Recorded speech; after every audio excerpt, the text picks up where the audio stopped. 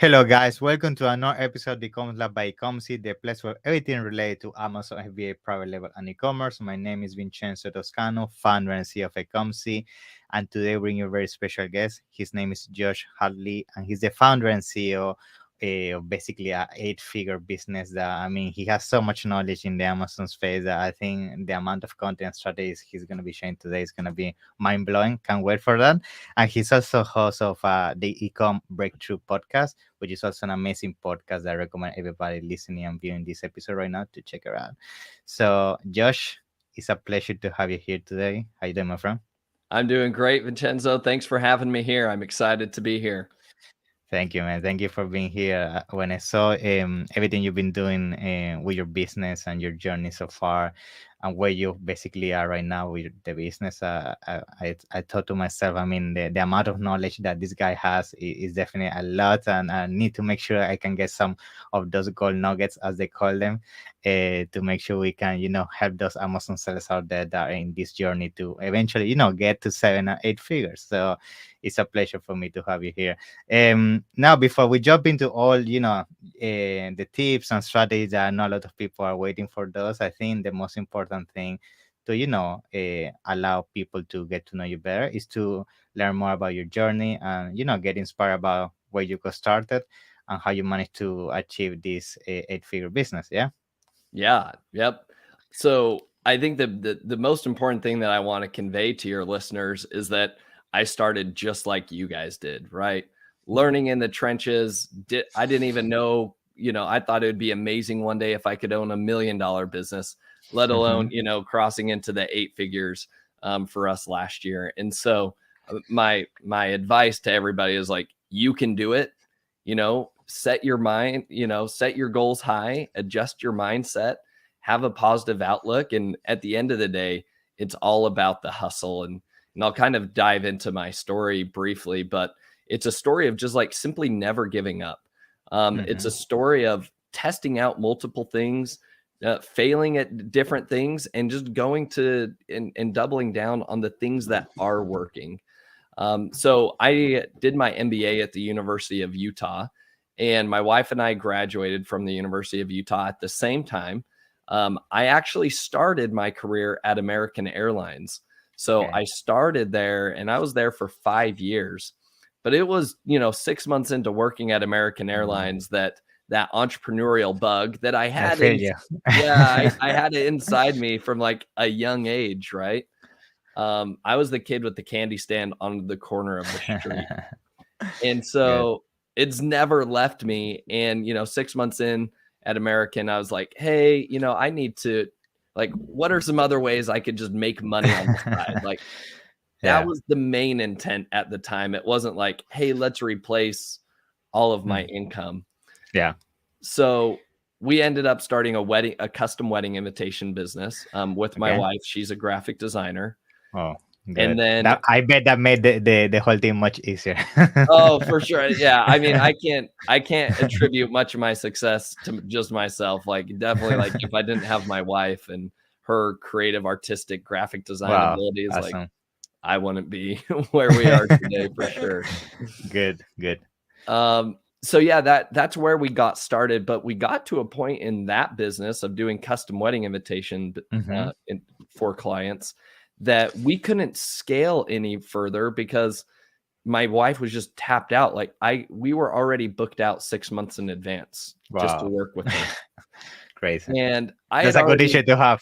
It is a good problem to have, but I knew that like our business, like revenue was like capped out unless I just started charging people outrageous amounts to design their wedding invitations. Right. And so at the time, I had previously tested, doing retail arbitrage on Amazon, selling my college textbooks on Amazon. So I had a limited experience on Amazon. I think I had even tried like selling a private label, like waiter pad at the time that didn't really take off. But we thought, hey, what could we do in this kind of wedding related market? And we had a lot of brides that would come back to us asking for like recipe cards for their bridal shower. And it was like, well, we can design them. It takes just as much time and effort to design that as it does your wedding invitation. but you're not going to pay as much for a recipe card as you are for your wedding invitations. So that's where the idea was sparked of like, let's mass produce some recipe cards from the top, designs that brides are requesting. And let's just put them on Amazon, direct traffic to Mm-hmm. Amazon, and just see what happens. And long story short, we sold out in just a couple months, and we Wow. generated, at the time it was $16,000 in revenue in just, I think, 6 to 8 weeks. And for us, that was like life changing in terms Yeah. of, holy cow, we worked one time to design Mm. these products. The manufacturer printed them, they shipped them directly to Amazon. Now all we need to do is just click the reorder button, and that's it. Wow. And so that was the fall of 2016. And so 2017, we just doubled down on Amazon. We created 100 SKUs on Amazon that first year.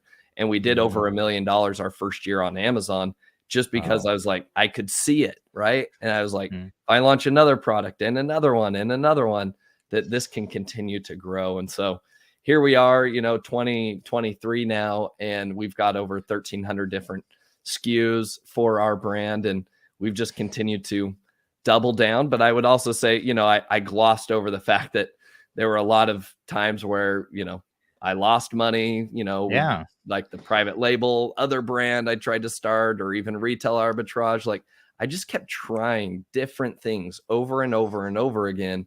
But then the Amazon thing hit, and I was like, holy cow, I can Yeah. do the math easy on this. Like, just keep coming out with products, and this is $1 million business. So Wow. Yeah. I mean, it's an amazing journey. Thank you for sharing that. I think I love the fact that, I mean, you went through all these things that, of course, you call them mistakes and that you lost money and everything, but at the same time, I see them as a learning experience, because all these things that you did that basically generated mistakes and all these things that basically had to do with losing money and understanding the basics of Amazon basically made the foundation of managing your business on Amazon, right? that's correct. Yeah, and I think I agree with you. I don't see those mistakes that I made along the way as like, oh, those were catastrophic failures. I'm such an idiot. Like, instead, I see them as like, you know what? Those mistakes, although that they never really panned out into what I originally thought they could have been, they allowed me to get to the point where I was comfortable taking these recipe cards and throwing them onto Amazon. And That's then right. it hit, Hmm. right? Had I not tried selling my textbooks on Amazon from Yes. college, had I not tried retail arbitrage on Amazon, it never even would have crossed my mind when we were having this issue with scaling the custom wedding invitation business to say, hey, maybe we take some of these and we take them to Amazon. So it's, I like that to use the fishing analogy, right? Where, if you Yeah. go fishing, right, you don't know what the fish are wanting to eat that day. And so you've got to cast multiple poles into the water, and you've got to try different bait out on the water. And guess what? Like, sometimes you need to move to another location. Maybe the fish aren't in that one spot. And so at the end of the day, you need to keep trying different things. But the most important thing is, if you're fishing, the only time you can catch a fish is if your pole is in the water. It's not when you're sitting on the bank, finagling with your, fishing hooks and stuff like that, because nothing happens until your pole is in the water. So likewise, when it comes to business, nothing happens until you are trying to actively like sell something. That's my main, like, so many people will sit there and just like, they'll study and listen to courses over and over and over again, trying to perfect this process. And it's like, look, you're not going to perfect the process. It is so much better just to get started, throw something out there in the water, cast your line, so to speak, and then start, innovating, pivoting off of that. Yeah, I mean, I couldn't agree more with you. I think the reason why I wanted to make this point is because I really can see a lot of sellers that are getting started and they see this. And when we talk about 7 figures and 8 figures, this is so impossible to achieve. And sometimes, they're in a position that they're failing. But I always say to them, in Amazon, at the end of the day, it's also a numbers game. I mean, I know a lot of people that they didn't even achieve their million after doing 7, 8 product launches, you know? So it's something that you need to keep trying and actually doing iterations and learning from your mistakes. And it's amazing to see that you actually went through that process and right now you actually achieved the 8 figures. So I wanted to use that as an analogy to inspire everybody that is listening to this. Thank you. Yeah. Now, I think I want to now start jumping more around the strategy and everything that's to do with running an 8 figure business because I mean, if I'm not mistaken, you mentioned 1,300 SKUs, right? And Mhm. and when you mentioned that, I mean, to myself, my mind is floating right now because imagine a brand already with 5, 10 SKUs is already a nightmare. Like you get out sometimes suppression, so managing PPC and all that. I mean, walk us a little bit through about how to manage our 1,300 SKU business. I'm pretty sure it's all around SOPs and having processes very well defined. So maybe you can give us a little bit on insight so people can get some strategy and tips out of that. Yeah. Yeah, you're 100% correct in regards to, creating SOPs and actually creating a business where you're hiring staff. One of my biggest things that I like to advocate for is everybody talks about, oh, you just need to go hire a VA. I don't look at any of my team members. We have 25 of them now. Not Mm-hmm. one of them do I call a VA. Not Yeah. one. And even from the outset, I never hired anybody to say, hey, I just need you to be a VA, just a virtual assistant. Mm-hmm. Um, because number one, it's too broad. The skill Yes. set, you're not going to get somebody with a specific skill set. And so I'll talk more about that. But the main thing that I did is like it was my wife and Mm-hmm. I, and then my sister, she was helping me do some of the administrative tasks that I needed Okay. to be done Mm-hmm. very early on in the business.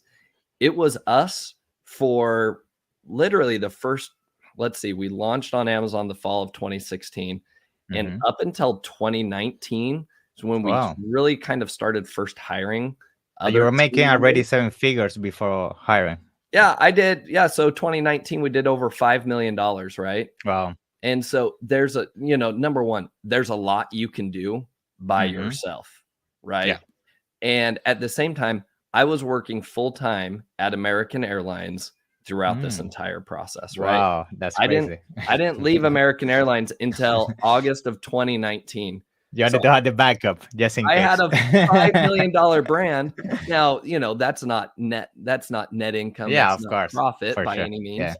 But here's the thing that I think I want your listeners to understand. Like I use this and in general, I'm not a big risk taker, so to speak. Mm-hmm. And Okay. so for me, I use that opportunity at American Airlines as my venture capital funding, right? I see. Like cash machine. Yeah, and so that's what we used to live on, right? Was Okay. my salary from American Airlines. But for the next 3, 4 years as we continued to build the business, Yeah. all I did was I would take the profits from the business and I would reinvest them into new products. And Mm. and as you know, and anybody knows, anybody that's in a physical products business, it's a very cash intensive business. Mm-hmm. And so we're at a point now in our business where we can launch products very quickly. We're coming out with 20 to 30 new SKUs every single month. Wow. But for other brand, when we, go back to 2017, I distinctly remember it's like, okay, we could launch, 10 or 20 SKUs at one time. And then we would have to wait for like 3 to 4 to 6 months Yeah. before we could get a return back on that capital enough to us to say, all right, let's go reinvest in another set of these products. And so it was a slow growth period for us. Now, I mean, it in all reality, I guess it really wasn't like we did 1 million 2017, Yeah. It 3.5 was. million 2018. But in my Yeah. opinion, we were actually growing slow and Okay. conservatively because we didn't take out any loans, Okay. right? All of this was just bootstrapped and all of our salary was just coming from American Airlines. So my schedule was in the evenings, I would come home from work and I would be working from 5 p.m.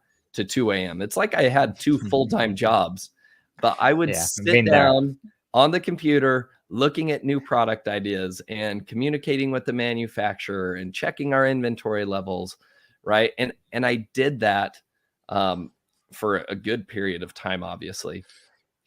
But then 2019, that's when I realized, okay, I know I can grow this business faster Mm-hmm. if I can create SOPs and hire team members to do some of the work that I'm just doing on a regular basis. I'd been doing these tasks of supply chain management for the Yeah. last 3 years. Like admin stuff, basically. Yeah. I've been doing Yeah. all of it, right? Yeah. And so, let's fast forward to, so I have this idea, but then I have this idea that we're going to kind of build out our team, right? COVID happens in 2020, right? In the spring. And our business, many of you might have benefited from COVID. Yeah. Ours, unfortunately, were one of the unfortunate Oh, brands yeah. that I got was thinking that, yeah, decimated. because you had no parties, no people to basically give cards to, so I can Yeah, imagine. there's no Yeah. birthday parties going on. Yeah. Nobody's doing baby showers, Yeah. right? Weddings aren't happening. So all of a sudden, we see a 90% downturn in our Wow. business. Overnight, we went from doing over 1,000 units a day to we were lucky to get 100 units a day. That Crazy. was scary, right? Yeah. Like all the overnight, I like the business that we had built, like is just starting to Gone. crumble to the ground. And I have nothing to like, there's Yeah, nothing you I you can can do about fix it, it. Yeah. right? So what did we do? We pivoted, right? So we were primarily in the party goods space, but as we all know, homeschooling was a big thing that happened during that time. And so we started looking at products that could possibly serve the homeschool niche because we have children and we were homeschooling them. And we're like, hey, Okay. what could we do here? And we went into a very competitive product category. But at the time, we were just like, look, this is our lifeline. Let's We just need to throw it try it. out there. Yeah. And let's just see if we can make something work, right? Yeah. We threw it out there, and sure enough, it takes off, and it had become our best-selling product ever.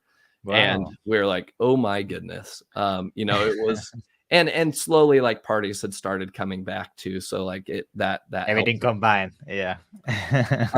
So that helped, but it was at that point, okay, that was about August of 2020 when we had launched that other product. And that's when I was like, all right, we're back on. We can do this. And what I began to do at that point is I went back and kind of did like this time study of like, all right, over the last few years, where have I been spending all of my time on a Yeah. day-to-day basis? Where is most of my time going? And what I realized was most of my time was spent in a project manager role where I'm just kind of coordinating between, getting this listing up on Amazon Mhm. and working with, our supplier to make sure that they had shipped the product and Mhm. making sure that the copy was updated, etc. And so I was like, well, the first person I need in here would be a Me. project manager that can simplify this process and streamline everything, because then I'm not going to forget all these little steps that Mm. that are required to create a listing. And then the second thing that I was doing that I spent the most of my time on was product research, right? And so Mhm. those were the two roles that I hired for first. And then we immediately from there just started creating SOPs, right? Good. And those team members. So now, like, I have a team that's dedicated to doing product research and development. Every single week, they are generating 20 new product ideas for me, Wow. right? Yeah. But this took a lot of time. Like, it took 3 to 6 months for Yeah. me to sit down with these team members and create SOPs. So at the end of the day, like you ask, and this is a really long answer to your question. Yeah. You ask, what does it look like to run an 8-figure business, and how could somebody grow to that point? Well, number one, my big takeaways for you are like, number one, start like grow methodically, right? Mhm. And don't think that because I have 25 team members, you need to have that tomorrow either, right? You can get by for a while on your own, but then start documenting where is most of your time being taken up. And then can you go create a role that could alleviate, right? A team member that could alleviate all of those tasks that you have been doing. But then the next question you need to ask yourself is, if I give these tasks up, what am I going to spend my time doing? That's Because right. if I would have just sat back and be like, oh, this is great. I've Yeah. got a project manager, I've got an R&D specialist, like I'm good. Business Yeah. is good. I can just sit back and relax.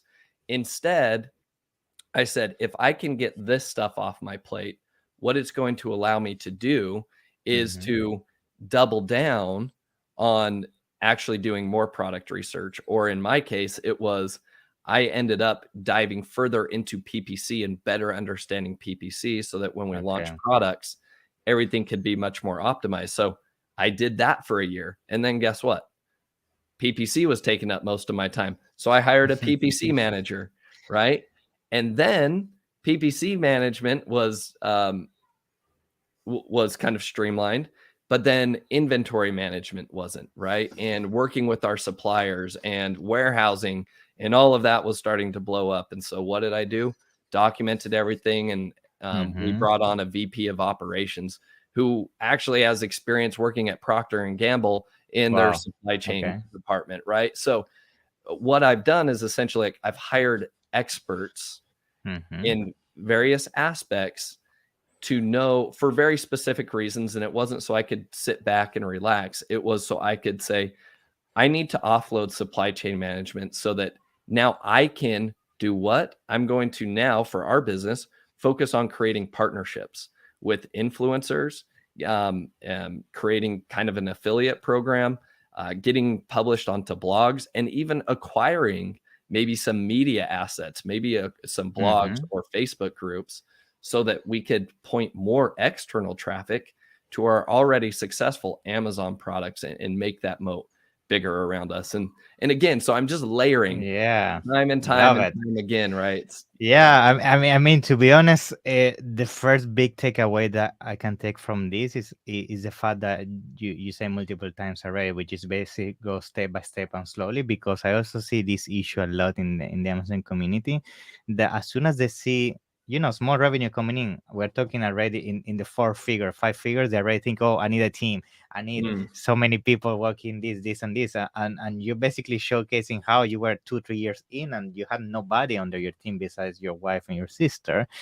And it's a good lesson to show, because at the end of the day, I feel like, which you are also explaining, it's important as a business owner, at least you go around all the different departments that your business has and understand the basics. Because in the long term, if you're going to hire somebody that does the PPC for you, somebody that does the inventory management and so on, if you have no clue about what the person should be doing, how in the first place you're going to design this piece, how you're going to actually assess their performance, and how you're actually going to make sure you hire the right people. So basically everything go side by side. You start, you understand the basics, and you use those basics to design the SOPs, and use the SOPs to hire the right people. So it's basically a staircase that you go one by one. So yeah, just wanted to correct. point that And, out. and don't assume that I've done everything perfectly either, right? Yeah, Like of course. Yeah. I've made plenty of hiring I mistakes can along the imagine. way. Yeah. And sometimes I think this is the role that we need. And then at the end of the day, I'm like, oh, you know what? That's not actually the role we need. Hmm. Instead, we need a project manager. For example, like we thought we needed to hire more graphic designers in 2019. We thought that that was our bottleneck, that if Okay. Becca, my wife, had more designers, we could push out more designs. And it was like, whoa, whoa, whoa. That's not the issue. The bottleneck in the business is like, I can only move so fast in creating product content and putting that stuff up on Amazon, let alone purchasing inventory for those Mm. products. And so that's why we decided, like, hey, the project manager actually needs to come first. But we made mistakes along the way. But the most important thing is, like, don't get in over your head. And don't just think that because somebody else has XYZ that you need that, because Mhm. every business is different. My Amazon Mhm. business is not the same as yours, and it's not the same as many others. And so, but we're all unique in the way that we structure our businesses and how we Good. need to optimize them. Now, I would like to also touch on the fact that, I mean, you mentioned that on a monthly basis, you're launching 20, 30 products. For me, this already is lighting something in my head from the point of view that this guy knows how to launch products. Because Mhm. if you're doing this 20, 30 products per month, I mean, I'm pretty sure you have seen everything, all the mistakes, all the good things, what is working, what is not. And I would like to take some of those gold nuggets out of you, as they call them, in terms of product launch. So maybe tell us a little bit right now, at least in 2023, how a product launch would look like for you, and what are the things you see and working the most? Yeah. Yeah, great question. So let's back it all the way up to product research first, right? Because that is the foundation, right? You've got to Mm-hmm. make sure you're going into a actual good product opportunity in and of itself, right? I know back in the day, even when I took my first Amazon course to learn how to sell on Amazon, everybody talked about like, oh, don't go into categories that have Yeah. over Copy 500 paste things. reviews and Yeah. 5 stars and You make know. sure that the product is this size and that size. And it's like, okay, like Mm. that's all well and good, but like guess what? Everybody else is using those Thousands of still, people. right? And so it's just a waste. So Yeah. I don't even worry about it. And I share that because that product that became our bestseller back in 2020, we went into a extremely competitive niche. Okay. Mm-hmm. The bestseller had over 5,000 reviews, and the next top 5 had well over thousands Wow. of reviews, and they were all 5 stars. There was literally no complaints that people had, right? So Like, based on numbers, it was pretty much impossible to enter if yeah, you saw just the numbers. Yeah. anybody that looks at that would be like, you're an Yeah. idiot Run for away. doing that. Yeah. Yeah. But here's what we did. And this comes down to like that product research. We brought something completely new to the market.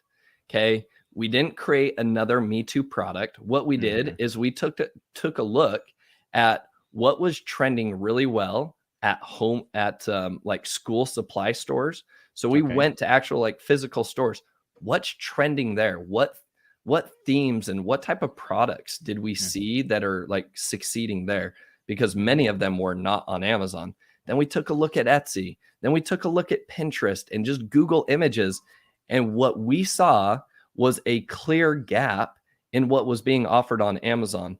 On Amazon, everybody almost looked the exact Copy same. paste. Yeah. And everybody was just trying to charge $1 less than the other Yeah. person, right? And Race it's to the like, bottom, basically. Yeah. yeah, and trying to include weird Yeah. knickknacks, An right? extra Like, pen, an extra yeah, thing, an it's like extra thing. people don't like people. I know that that's like the strategy that a lot of people use back in Yeah. the Do a day. It's like bundle and stuff. Yeah. you just need to add a little bag and people are going to Yeah. love Yeah. yours because you included this little bag. It's like, Or no, like, PDF or PDF manual or something like that. yeah, most Yeah. people think like most people don't care about that type of stuff. What they Yeah. do care about is like the look or the feel of that product, or how it's going to be different than what is out there. Because most people want to make a statement, whether it's the clothes they wear, whether it's the products they use, they want to make a statement. That's why, Stanley mugs is one of like the most trending, like, Mhm. cups. Like it used to be like the Yeti tumbler, I right? know.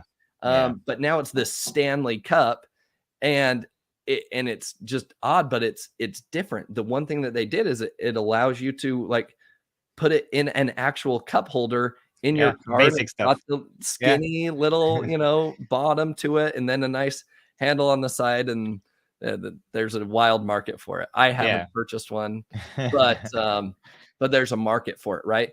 And because everybody else, guess what? Everybody else was just kind of trying to mimic what Yeti was doing, right?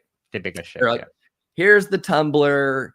It's because it keeps the ice cool. And it's like, no, at Yeah. the end of the day, what Stanley did is they said, what are some of the issues? And I'm sure they talked to customers, and it's like, Mm. what if we just created one that actually has a handle? Because none of these mugs actually have a handle on them.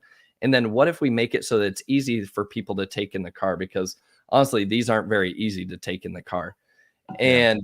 And so I think that that's where they killed it, right? So similarly, that's kind of what we did, and we saw what was working elsewhere and kind of brought something brand new to the market. And then within 2 weeks of that product launch, we were already the number 2 bestseller, competing with people that already had thousands of reviews. So that's like myth number 1 that I want to dismantle, is like, at the end of the day, with your product research, go into opportunities where Mhm. you are actually benefiting the market. You're not just creating a Me Too product, or you're not just changing the color of Yeah. something from red to Go to blue. Like, Alibaba, changing the packaging, and that's it. Call it a new yeah, brand. it's not enough. It is so not enough. And I know that's what all the gurus and I know. courses I that know. people buy preach right now, but that's truly not enough. bring something new to the market. Now, it doesn't need to be something like completely brand new that's like you have to be like a coming. patent and Yeah, stuff. you don't need like Yeah. some that's like patented where it's like nobody's ever seen this before. Yeah. No, like I said, go to your store, go to local like retail stores and just go see what else is trending out there. And it Mm. will spark some ideas in ways that you can tweak and refine your product to meet those needs. So that's step number one. Yeah. Because if you don't have a differentiated product, Yeah. The rest is the difficult. rest of this conversation is going to be worthless. So that's Mm. why, again, when it came to product research and development, there's a reason why that was one of my first hires, because that is the core of our business, launching new products. That's it. Mm. That Yeah. is the core. That's our priority number one in the business. And every one of our team members knows we do everything to support new product ideas to come out with something new and innovative. So with that being said, what do we do when it comes to launches? So one of my favorite things when it comes to product launches is that we do in-depth keyword research up front. So many people, talk about, hey, as soon as you launch a product, turn on your auto and broad campaigns, Mm. see what keywords work, and then move them over to another campaign Yeah. of your successful keywords. And it's like, that's garbage. And Yeah. you're wasting a lot of money and you're Mhm. destroying your conversion rate right out of the gate. Yeah. So here's the flip in the mindset. Do all of your product research, right? So grab your top 10 competitors, run that Cerebro reverse ASIN search to grab all of their keywords for all 10 of these competitors. You're going to end up with about like 6,000 Yeah. different like keywords. You've got to go one by one. And you're going to say, is this keyword relevant for this product or is it not relevant for this product? You go through that list one by one. Then the next step you do is you say, all right, let me take a look at these relevant products, right? And then or these relevant keywords, okay? Talking about keywords here, you take these relevant keywords and then you need to categorize them in 4 different categories. Number 1 is a shop keyword, okay? Okay. What is a shop keyword? A shop keyword is, maybe people call them long tail keywords, Mhm. hyper relevant keywords.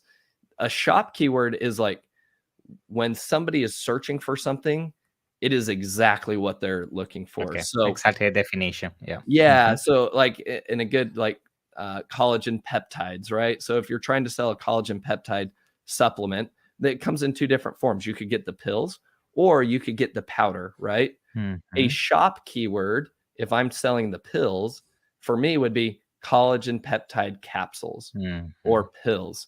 Collagen peptide powder, although it's related and Yeah. relevant, it is not my product. So it's not a shop keyword. So the classification that we use and the SOP that our team members use to go and classify all of these keywords is you want to see over 75% of the results on page 1 be your exact product that you're trying to offer, right? Like your Okay. competitors. Okay. Okay. That's a shop keyword. Like Mhm. Amazon's already telling you that there's a reason why 75% of your competitors are ranking Money's here. Yeah. on that, right? Because like the intent is there and that's what customers want and they end up buying it. So that's why they're ranked. Semi shop is where you get, maybe it's a mixed bag. It's about 50% Mhm. of the listings on page number 1 are your related, like your competitors or your exact Mhm. type of product, right? So Okay. in the example of, the collagen peptides, right? If you just search collagen peptides, right? That's kind of a more broad keyword. Yeah. So when you search collagen peptides, you're probably going to see 50% of the results be powder, maybe 50% of the results are going to be these capsules, right? Mhm. That's a semi shop keyword, right? It's not super intent focused, but it's certainly relevant. And we should be able to rank on page 1 for semi shop keywords, right? And Yeah. then the next category that we have, we call them browse specific keywords. So what's a browse specific keyword? This would be something like, again, if we use the collagen peptides analogy, this keyword is going to be, um, you know, uh, pills, collagen pills for nails, or not even that. Could just be, healthy vitamin for hair and Yeah. nails, right? Basically describing So, some activity or behavior that could relate to the product. yeah, and it's specific, right? You're not, Yeah. because then a broad keyword, right? Because that's kind of the last one is we'll talk about, is like a browse keyword. A browse general keyword would be a keyword like supplements Yeah, for that's men, it. Super broad. Yeah. supplements for women. Now there's a ton of search volume for it, and if you can get ranked on Yeah. there, You that's kill it. amazing. Yeah. But man, that's a long shot, right? Yeah. So Yeah. browse specific is like, okay, you can tell people are like, it's kind of a general search term, healthy supplements for, your hair and nails. Okay, Mhm. well, yeah, collagen peptides work for that. But again, ultimately what you want to see here in order to classify something as browse specific, you've still got about 25% of the listings there on page 1 are Mhm. your type of product, right? Okay. Now, the last step here is that browse keyword. Your browse keyword is your long shot, right? It's going to be super high volume. But what our classification is, we have at least 1 or 2 competitors with our similar type of product being ranked for that keyword. If, Okay. like, for example, supplements for men, if you search supplements for men and there is nothing out there for Like you. collagen Yeah. peptides, Mhm. that drops off our keyword list. Sorry, Okay. not relevant. Like, I is ours see. for men and is it a supplement? Yes, it is, but nobody's ranking for that. So Okay. save yourself the money and don't even worry about it. So anyway, so what we do on day 1 is we launch single keyword exact match campaigns Mhm. for only our shop keywords. Okay. That's it. Okay. We launch that. And then the other ad campaign that we will create is single competitor campaigns for product targeting. Okay. So Okay. we're going to look at our competitors, anybody that we think is like a true competitor for our product. And if you have multiple variations, right? If you have a Mhm. pink water bottle, then go find all the water bottles that are pink. If you have a Pink. blue water bottle, find all the other water bottles that are blue. You're going to set those up into individual campaigns, 1 competitor per campaign, and then you're going to target them. Now, why do you start with those 2 big campaigns, your shop keywords and then your product targeting? On day 1, you're telling Amazon exactly what your product is about, rather than turning on auto and Okay. broad campaigns and I just know. saying, hey, Amazon, I Do hope your whatever you want. AI has Yeah. detected what my product is, and I hope that you show it to the right type of person. Yeah. I mean, Amazon is smart, but you're going to waste a lot of money that way. We Yeah. do end up And they turning will on. find a way to spend it for sure. Oh, yeah, of course they will. Of course they will. But we do end up turning on auto and broad campaigns, but not until about like week 3 or week 4, because Yeah. at that point, Amazon now knows what your product is, because Mhm. you've started to make sales on those shop keywords. And then secondly, one of the best things is like when you start to take purchases from competitors, Amazon's like, oh, okay, you stole traffic from this competitor who actually is the number Mhm. 1 seller. So you're relevant. So now I'm going to actually maybe consider ranking you wherever this guy is ranked, because I see. people continue. And ultimately, this all comes down to conversion rate. Yeah. You've got to, and you push the gas if you see this. If your conversion rate, and you'll be able to identify this really quick after week 1 and 2 of Mhm. these shop keywords, if your conversion rate is higher than what you are finding in the Market Opportunity Explorer on Amazon or the search query performance, where you can go in there and look at The like baseline, basically. the baseline, Mhm. right? Collagen peptide, capsules. What is the market conversion rate for that, right? Mm. Amazon gives that to you. Whether that's right or not doesn't Yeah. matter. At least We need to Amazon's use it. giving it to us. If your conversion rate's higher than that, step on the gas. If it's Okay. not, then you got to take the time and pull back, and you've got to say, all right, do I need to tweak my pricing? Do I need to Mhm. adjust my images? Do I need to adjust the product copy? Your main 2 levers are definitely going to be your price and your images. Copy is not going to make that big of an impact, but Yeah. um, those are the two levers that you've got to do. So as soon as you launch, and we're by no means perfect at launching, there's plenty of product launches where it's like, we didn't end up with a very good conversion rate. Yeah. That product's going to die, and it just dies, right? But when we see something that is working, right, and it has a better conversion rate than the market, you push the gas. we step on the gas, and we're all systems go, and then we'll quickly start ranking from there. So that's my overall. I know we could have a whole hour. Yeah, 2 for hours sure. about Yeah, I was product gonna say launches. that. I mean, first of all, I totally agree with your strategy. I think you said very well in terms of the fact that at the beginning, Amazon is gonna just be guessing around, and it's better that you actually define what are these keywords and build the history correctly for the product. And I like the fact that the way you basically divide these keywords. I think that's something is the first time I hear it, and it's a very interesting thing that I'm gonna try myself as well, and see how it goes, and I'm gonna let you know for sure. But yeah, Josh, I mean, this topic can go for hours, as you say. I mean, you have so much knowledge in this space, and I'm gonna make sure to have you for a second part for sure, so we can go more in depth and even talk around other things such as how you do listing optimization and all of that. But I'm gonna save that for the second part. And in the meantime, I want to thank you for your time and sharing all this with your audience. And I want to use this last minute or so you can also share with us how people can get in contact with you, because I know you also have the Ecom Breakthrough podcast, and maybe people, want to know more about that. Yeah. So I am the host of the Ecom Breakthrough podcast. That's Ecom with 2 M's. And it's available on all the standard podcast platforms, Google, Apple, and Spotify, all that good stuff. Awesome. But go take a look at it and listen in. Really, it's targeted for people that want to grow their business from 7 figures to 8 figures and beyond.